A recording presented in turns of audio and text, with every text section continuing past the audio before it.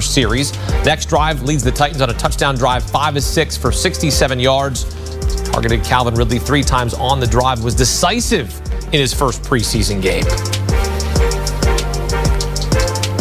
Let's break it down here with former Louisiana running back Emmery Hunt, here to break down the winners and losers from Saturday's preseason action. Cameron Ward among the winners. You remember last week he described the Titans offense as very mid.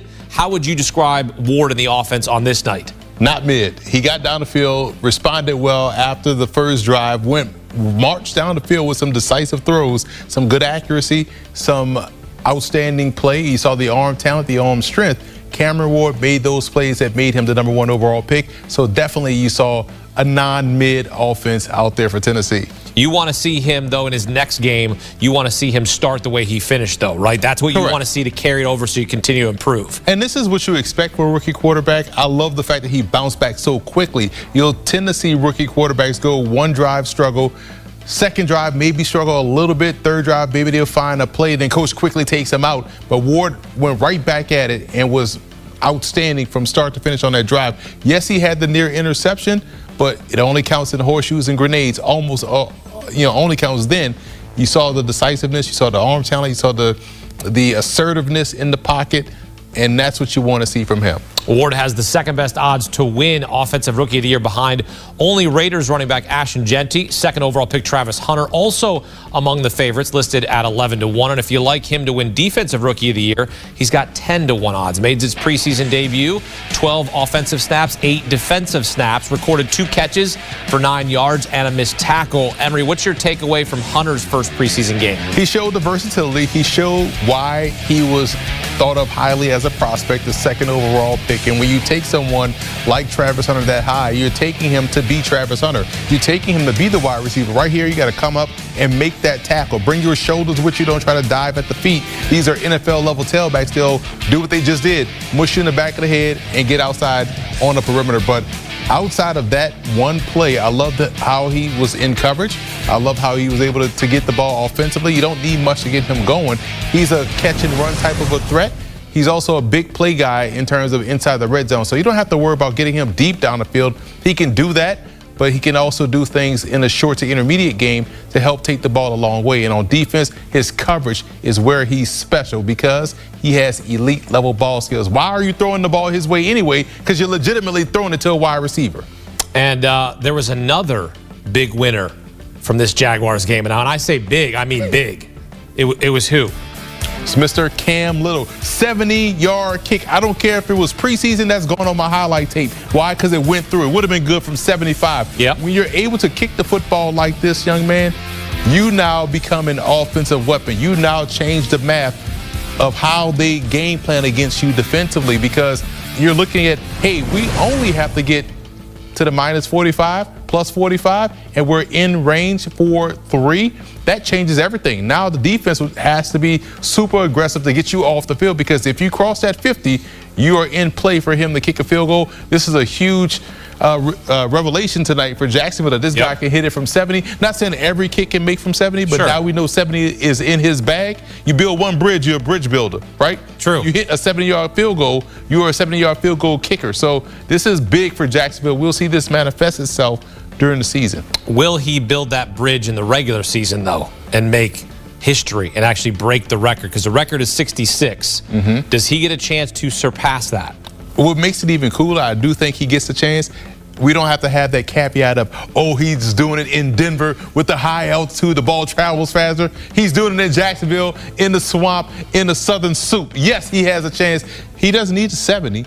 He just needs 67. Yeah. He can get that. We saw him get 70. Why can't he get 67? I mean, shoot, he would have been good from 74, 75 yards. That was incredible. Unofficially the record because, well, it's the preseason. All right, who else stood out to you on Saturday? Well, let's look at Jay Tufele, the outstanding defensive tackle for the New York Jets. I thought he did a fantastic job of being seen because he's a big body guy with the wild hair, but he also was made himself known for being active. He had a fumble recovery, a scoop and score. Actually, it was a fall and score because he got him right there in the end zone. You see right here, the ball comes out. Guess what? Johnny on the spot, give me the football. 1.5 sacks, 2 quarterback hits, a TFL, and a solo tackle. That's how you make the team. That's how you not only make the roster, but earn a significant role within the rotation. And if he's able to play like this week in, week out, within the rotation, do your 111, do your job, that's big for the Jets defense moving forward. Jay Tufele, the big old guy, the defensive tackle, trying to make the 53-man roster. Plays like that and a game like this will certainly help. Another group caught your eye in New York. Who was that? It was the Giants quarterback. It wasn't the Buffalo Bills. It was the Giants. It was the Giants. Well, listen, it could be Jersey. Don't forget about Buffalo. They're in New York. Oh, there's a big contention about Jersey and Giants and all that stuff like that. But look at this quarterback room. Everybody did what they were supposed to do. Russell Wilson played with the starters, obviously, had some movement of the football, but everyone else, Jackson Dart, you had to be impressed with how he stepped up with the twos. Jameis Winston, he's instant offense when he gets out there on the field. And even though Tommy DeVito got in last, the drives, he was able to move the football down the field. When your quarterback room looks like this, juxtaposed to what that quarterback room looked like for the Giants for the last 6 seasons, that's huge for this football team because Russell Wilson raises the floor of the football team. So now people are starting to realize, wow, the Giants have really good receivers. Yes, they do. They can run the football then.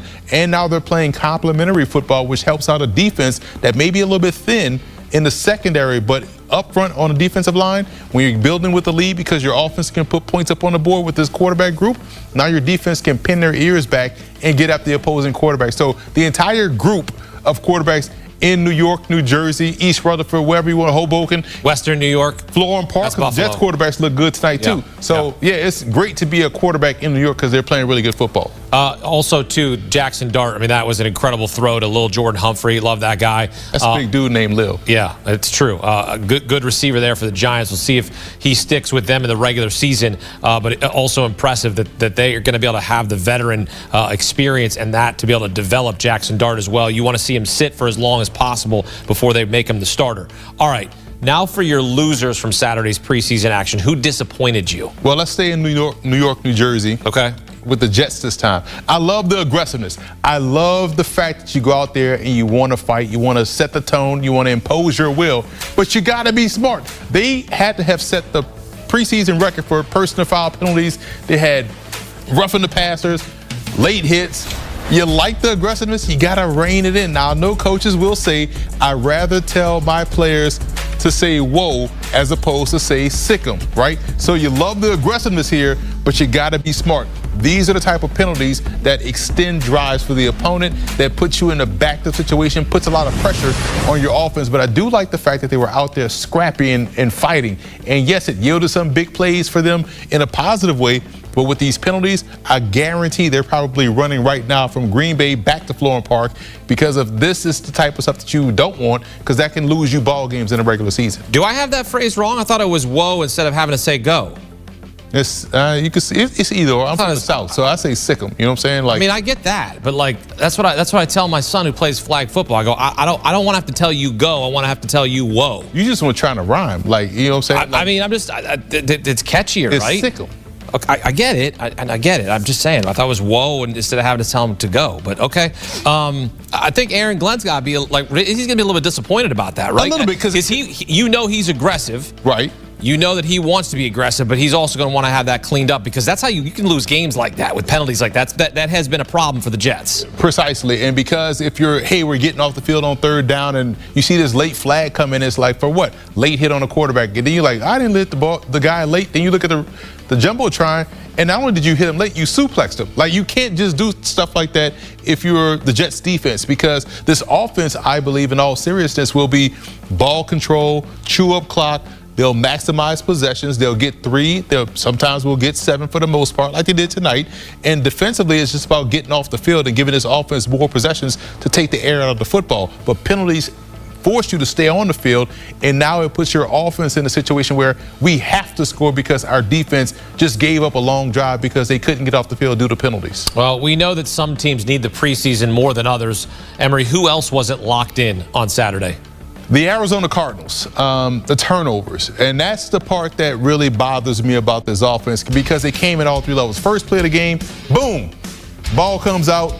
Now you have a short field for Patrick Mahomes. This leads to a touchdown. Then you have this one. Kyler Murray looked dead in the heart of the Kansas City Chiefs defender and still threw it to him. Like, you can't do that inside the red zone. That took away a possession. Then they had another one late in the ball game. So at the end of it, well, it was an overthrow. So if you're telling me this offense is going to be something special, and I'm a big fan of what they have on paper and the potential of this Arizona Cardinals football team, but these type of little things of turnovers, inconsistent play, that tends to show up in the regular season.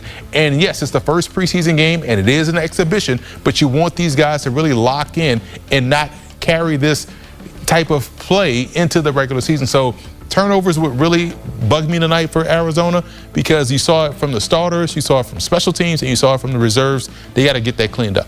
How about Patrick Mahomes, though? 1 for 1, 1 yard, 1 touchdown. That really doesn't get better than that. I mean, I guess it does get better than that, but 1 for 1, 1 yard, 1 touchdown. Like, I'm in, I'm out. Thank you very much. Do your job. Just make sure you're efficient. Do your job and get out of there. Okay, that's smart. You did your job. Appreciate you. I'm not going nowhere though. Okay. What's next? All right. He's with us through the entire college football and NFL season here on CBS Sports HQ. Here's a look at Sunday's preseason schedule.